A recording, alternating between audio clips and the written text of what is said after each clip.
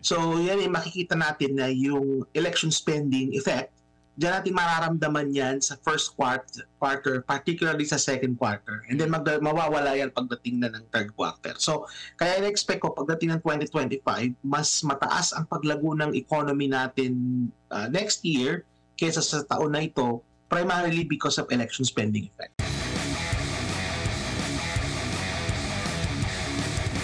Ito yung nakikita ng International Monetary Fund.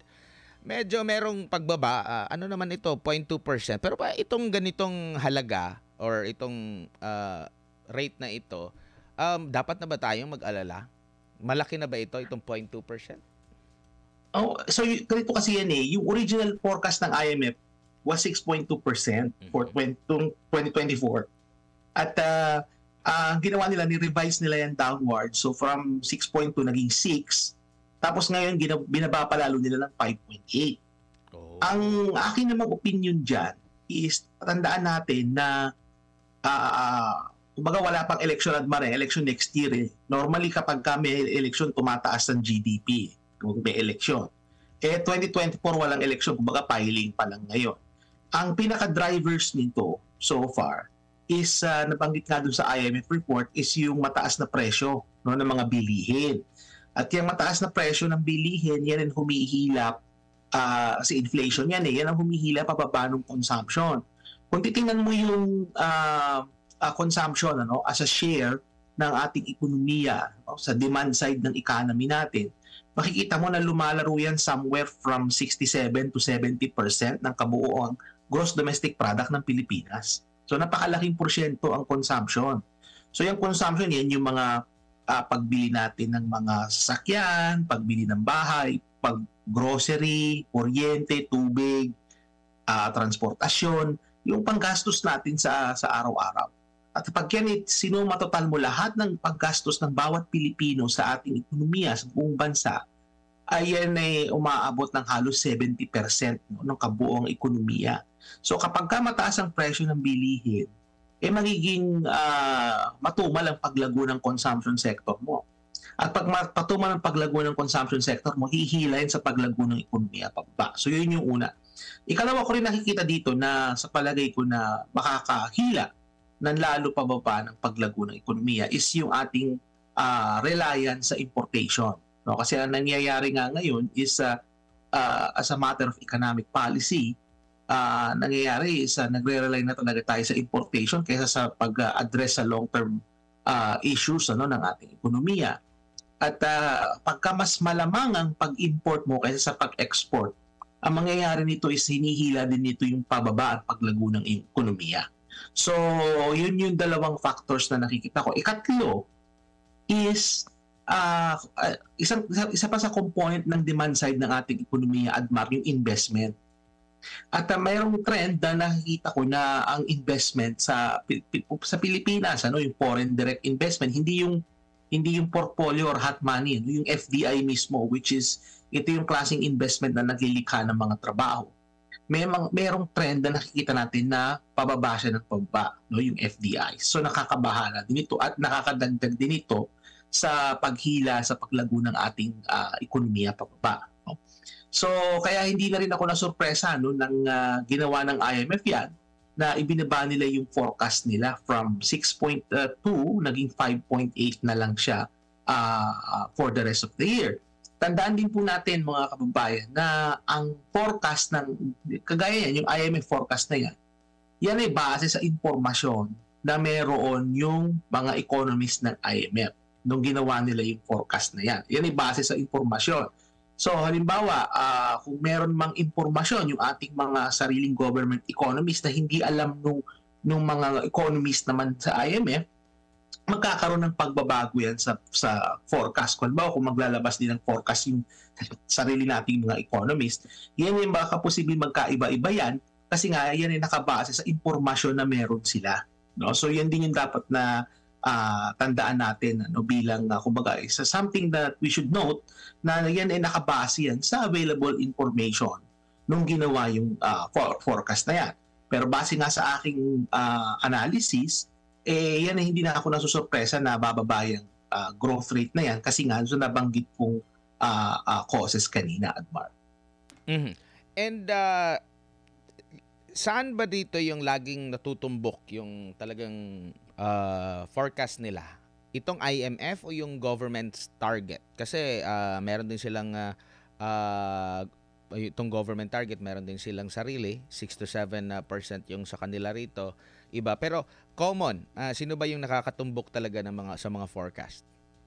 Actually, kasi sa government, Admar, madaya sila eh. Bakit madaya? Kasi binababa nila yung forecast.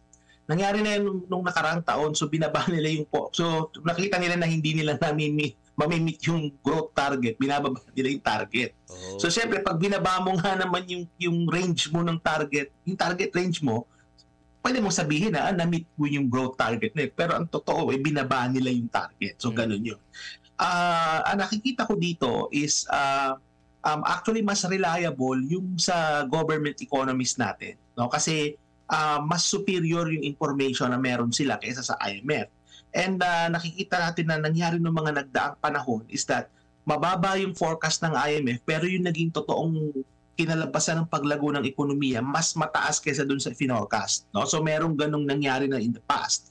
So kasi nga nabanggit ko nga kanina na yan ay nakadepende at nakabase yan doon sa kalidad ng impormasyon na meron yung nagbigay ng forecast o yung nag-analyze ng datos, ano? At base sa nakikita natin na yung mga government economists natin, I think they have better information kasi nga syempre sila yung nasa loob, they know yung mas familiar sila dun sa economic conditions, ano? Pero gusto lang talagang i-emphasize dito, Admar, nasa totoo lang yung paglago ng economy natin, na forecast nga ng IMF is 5.8 for the rest of the year, is that actually dapat talaga yung growth natin, Admar, nasa 8% tayo pataas eh. Kasi talagang humihila talaga sa growth natin is yung nabanggit ko kanina, which is inflation, yung pagre-rely natin sa importation, at saka itong matumal na paglago ng investments, particularly foreign direct investments na papasok sa ating bansa, no? So dapat talaga yung growth natin mataas yan were it not for those causes. Mm-hmm. Okay. Na-consider na ba dito yung darating na halalan din? Nabanggit ko ka nung umpisa, di ba? Kasi ang election, Admar, sa 2025 pa yan. Mayo. So ibig sabihin pero second quarter yan ng 2025. Marami nang gumagastos ngayon. Dami na nga malalaking billboard eh. Oo, so actually kasi, Admar, yung paggastos na ngayon hindi pa ito yung full blast na paggastos eh. Kumbaga maano pa lang to, kumbaga parang pasakalye pa lang ng gastos ito. Ang buhos ng gastos yan ipapasok yan sa first quarter ng 2025. So yan makikita natin na yung election spending effect, diyan natin mararamdaman yan sa first quarter, particularly sa second quarter. And then mawawala yan pagdating na ng third quarter. So, kaya na-expect ko pagdating ng 2025, mas mataas ang paglago ng economy natin next year kaysa sa taon na ito, primarily because of election spending effects. Itong range na ito ba yung range din ng economic growth ng ating mga kapitbahay? Kasi baka tingin natin ang laki. Kasi yung mga ganyan na porsyento, malaki na tingnan eh. Basta tumaas ka ng mga ganyang porsyento. Baka tayo lang pala yung pinakamaliit sa mga kapitbahay natin dito sa ibang mga bansa, Doc. Actually, based dun sa forecast na yan, ang sinasabi ng IMF is Pilipinas pa rin ang fastest growing economy in the region. Diba? So may kumbaga pasok sa forecast nila yan na mas mahihigitan natin. Pakonsuelo lang yan, ha? Ang Thailand, mas mahihigitan natin ng Indonesia, Malaysia, mataas pa rin yung paglago natin. Kaya lang, of course, na-downgrade yung forecast natin, but nonetheless, mataas pa rin siya, no, compared dun sa mga kapitbahay natin. So, at yan naman nakita natin sa actual na datos nitong mga nagdaang quarter. Kung kukumpara mo yung paglago ng ating ekonomiya na beat tayo ng Vietnam by a few notches, but nonetheless, mas mataas pa rin yung paglago ng ating economy compared dun sa mga kapitbahay natin. No? So yan yung nakita natin na trend, Admar, no? At ganun din yung kinalabasan ng forecast, no? So para consistent sila pareho. Pero baka naman yes, maganda yung forecast natin sa kapitbahay. Pero kung ikukumpara sa ibang bansa, maganda na yung ekonomiya nila eh. Kumbaga tayo, pangit yung ekonomiya natin, medyo ngayon lang tayo bumabawi. Sa kanila, maganda na yung ekonomiya nila, naungusan lang natin sila sa growth sa na darating. Parang ganun ba? Nakikita mo, Doc? Oo, so kasi nga mas ahead na sila sa atin, ano. So kung halimbawa, kung mas mababa yung growth rate nila, since kumbaga kumabante na sila, tayo papunta pa lang doon, no. So merong ganung ding narrative diyan. Pero Admar, ang mas mahalaga dito na nakikita ko is kung ramdam ba ng ordinaryong mamamayan yung growth na yan. No? Kasi nga sinasabi ng ating mga economic managers, we're one of the fastest growing economies in the region. Pero kung tatanungin mo yung ordinaryong mamamayan, kung ramdam nila yung growth na yan, sasabihin nila sa iyo, no, we don't feel that growth. Hindi namin nararamdaman po yan. Kasi nga, ang nangyayari sa atin is yung overall growth ng ating economy, mangilan-ngilan lang ang nakikinabang niyan. Kumbaga hindi nakakarating yung paglago ng economy doon sa mga kababayan natin na mahihirap. Ano? Ang nakakarating lang sa kanila, Admar, ayuda eh. Yun ang nakakarating sa kanila. Pero yung actual na paglago ng economy, hindi nila nararamdaman yun. Bakit? Kasi makikita natin na yung presyo ng bilihin, mataas pa rin. Alam mo ba, di ba, Admar, nung binaba nila yung taripa ng bigas, ng imported rice, ang claim nila was, I believe, kung di ako nagkakamali, July or August bababa na yung presyo. Meron silang ganong claim. And then, ang nangyari is hindi na-realize yung claim na yun na move next year na mas mararamdaman yung pagbaba ng presyo ng bigas as a result of the reduction in tariff. So yan, isa sa palagay ko, isa ito sa naging basihan ng IMF para ma-downgrade or maibaba yung kanilang growth forecast sa ating bansa. No? Kasi kung titingnan mo, Admar, nabanggit ko kanina, consumption, halos 70% yan ng gross domestic product. And kung titingnan mo yung expenditures ng ating mga kababayan sa pagkain, the more na makikita mo yung mga mahihirap in terms of yung kanilang expenditure, palaki yung expenditure nila sa pagkain, the more na mahirap sila. No? So kumbaga, kapag nagkaroon tayo ng food price inflation, talagang ramdam yan ng mga mahihirap. Napakarami pa rin mahihirap sa ating bansa. No? So ito yung naging cause kung bakit bumaba yung forecast nga ng IMF. Ano? At ito yung binabanggit ko rin, Admar, noon. Tinatanong ninyo ako tungkol dun sa epekto ng pagbababa ng taripa sa imported rice. Ang sinasabi ko noon pa man is walang garantiya na bababa yung presyo ng bigas. Kasi yung market natin for rice, for milled rice, yung market natin dyan is cartelized na yan. May mga cartel na nag-ooperate dyan at sila yung nagmamanipulate ng presyo. So even if magkaroon ka ng taripa dyan, there's no guarantee na bababa yung presyo. At yan nga exactly na o-observe natin. Kaya minumove nila yung goalpost, sinasabi nila na August mararamdaman na natin yung pagbaba ng presyo. Ngayon minove naman nila ang January for next year. So, yan yung nakikita ko ng mga policy sa palagay ko na hindi magiging ganun ka-effective to address yung rising food prices. But also, yan ay magkakaroon talaga yan ng negative effect. Yung pagtaas ng presyo ng bilihin, nagkakaroon talaga yan ng negative effect sa paglago ng ekonomiya. Tsaka ito rin yung bagay na hindi mo maitatago o maipapasinungalingan sa taong bayan. Itong usapin patungkol sa presyo. Kasi halimbawa, sinabi nila bababa, pinagmalaki nila na meron nang nabibili. Pero hindi sa pangkalahatan. Halimbawa, sila na mismo sa DA mismo. Kung pagbabatayan mo itong October 1, ito na lang, October 1, na presyohan nila, meron silang at least 42 pesos yung pinakamababa, tsaka 45. Ito yung mga imported na commercial rice. Pero itong 42 pesos, mahahanap lang sa 6 na mga palengke out of 30 na minonitor ng DA. Itong tag 45 naman na well-milled rice, yung isa regular milled, mahahanap lang sa siyam na mga palengke out of 30. So hindi siya sa lahat available. So ito yung mga bagay na hindi mo pwedeng lokohin yung taong bayan kasi meron dyan araw-araw na bumibili. So talagang siguro napaso na sila kaya nag-i-extend o doon na sa next year na mararamdaman. Totoo yan, ano? At yung, Admar, meron din yung 29 pesos na bigas eh. Yung nakita ko na yung sako may nakalagay BBM rice. 29 pesos. Tapos not for resale. No, nakita ko yun sa social media. Pero sa mga kadiwa lang yun. Mga kadiwa. Yes, pero Admar, yung bigas na yan, yung 29 pesos na yan, kagaya nung binanggit mo kanina, that can only be acquired or makukuha mo yan dun lang sa mga may bagong Pilipinas Servisyo Fair. So kung halimbawa nakatira ka sa isang rehiyon or isang city sa o kaya sa Kanayunan na hindi napuntahan nung bagong Pilipinas Servisyo Fair, hindi mo ma-access yung 29 pesos na bigas. Ano? So yun yung, kaya makikita mo, no, yung paglago ng ekonomiya, hindi na nga nakakarating dun sa mga mahihirap, no? Pero makikita mo pa yung ayuda pa mismo, hindi pa nakakarating sa pangkalahatan. Kasi actually, considered as parte ng ayuda yung 29 pesos na bigas na yan eh.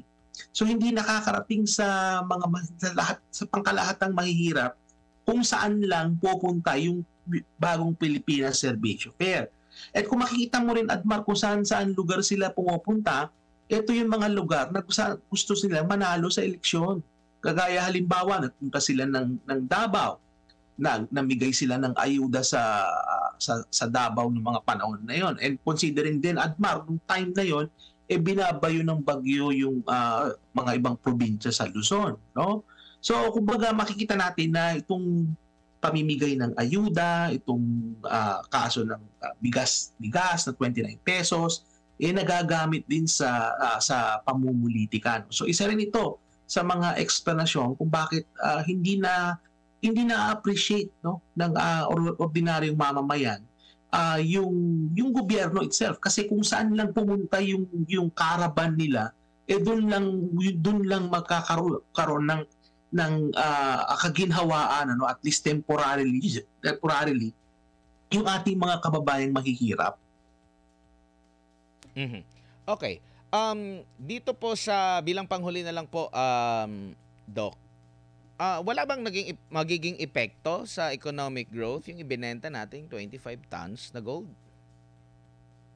Well, that is a good question, no? Kasi ang aking analysis diyan, kaya sila nagbenta ng ginto is to use the gold, to use the proceeds of the sale para maka-acquire sila ng foreign currency para makatulong ito na ma-defend yung peso. No? Kasi ayaw nga nila paabutin ng 60 yan. Yan ang at least na naririnig ko sa aking mga kaibigan na mga nasa Bangko Sentral. No? Kasi meron din naman ako mga kakilala dyan. At ang nakikita ko dito is kapag ka naging mahina ang piso, no, at malakas ang dollar, is magkakaroon to ng epekto sa inflation, Admar. At pagka nagkaroon po ito ng epekto sa inflation, lalo itong hihila sa paglago ng ating ekonomiya pababa. No? So definitely, yung pagbebenta ng ginto, meron niyang koneksyon sa economic growth. Meron yan. Kasi ang channel na dadaanan yan is dun sa ating exports, no? Sa exports and imports natin through the exchange rate. Kasi nga ginagamit yan ng mga central bank pagbebenta ng gold para ito ay para ma-finance, no, yung kanilang pag-i-intervene sa foreign exchange market. Pero ang api ko nga nung tayong nagkausap, Admar, no, ang nakakabahala dito is actually okay lang namang mag-buy and sell ng gold kasi that is part of the business ng any central bank. Bahagi na yan ng function nila. Pero ang nakababahala dito yung scale at dami, no, nung ginto na ibinenta, no? May mga economists nga akong nakita, Admar, sa social media na sinasabi nila na rumor mongering lang daw yan ng mga DDS. Yan daw mga kumbaga fear mongering, to be precise. Fear mongering ng mga DDS. Wala daw dapat tayong ikatakot kasi yan kumbaga normal lang daw yan kasi nga mataas ang presyo ng ginto. I give them that, kasi pag nagbenta nga naman ng ginto, makakalikom ng mas maraming foreign exchange receipts ang central bank kasi maganda ang presyo ng gold. Pero ang aking tanong diyan, is bakit ganun karami yung kanilang ibinenta? Does that mean ganun kalaki yung kanilang kailangan foreign exchange para mag-intervene sa merkado? So ibig sabihin pa nito is kung ganun kalaki yung kanilang kailangan foreign exchange para mag-intervene sa market, what it means really is kung ano yung na-observe natin ngayon na palitan ng piso, actually mas in reality kung hindi nag-i-intervene ng central bank, baka napaka baba na masyado ng halaga ng piso kontra sa dolyar. No? So, I think the Bangko Sentral owes us, the Filipino people, they owe an explanation as to ano talaga yung naging motivation nila kung bakit nila binenta yung gold na yan. And also, they owe us an explanation on how that kind of activity would actually affect economic growth para sa ating bansa at kung paano ito makakatulong sa ating mga kababayang mahihirap.